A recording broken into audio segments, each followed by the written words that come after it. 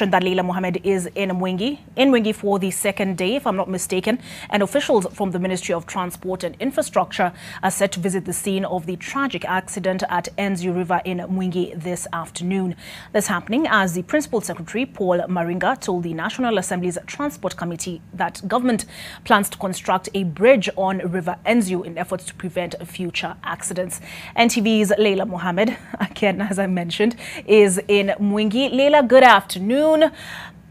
How have the residents received this news of a bridge being constructed, I believe the PS said in January, to prevent similar occurrences in future? Well, if we can just step aside and show you a bridge that was being constructed during the 2013-2017. This was monies from the CDF kitty for that particular term of office, and many here feel that the government has been speaking too much and not acting as fast as they are speaking, and they are hoping that January 2022, which is not so far away, will become a reality, and they're hoping that it's not a matter of the same script and different cast.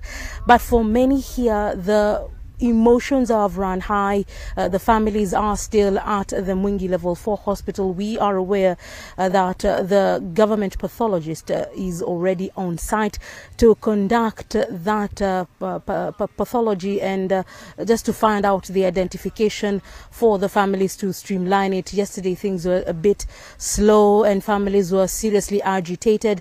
So we are covering this event from here at the site in Enziu River, where we are expecting that PS and a few other government officials to come here and just to give a description of what is expected to be used in that 500 million shillings that government will spend on this site.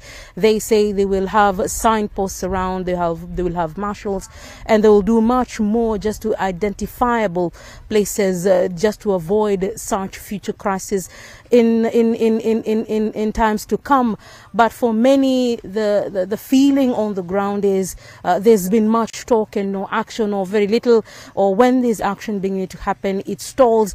And like every other year from 2018, 2019, 2020 was a bit slow. They say all of those years when it rains heavily, it takes away life, and they are really tired because this one hit them hard, took many lives, and the families are still feeling the pinch of what they feel government should have done its best to avoid. Thank you for that report, Leila.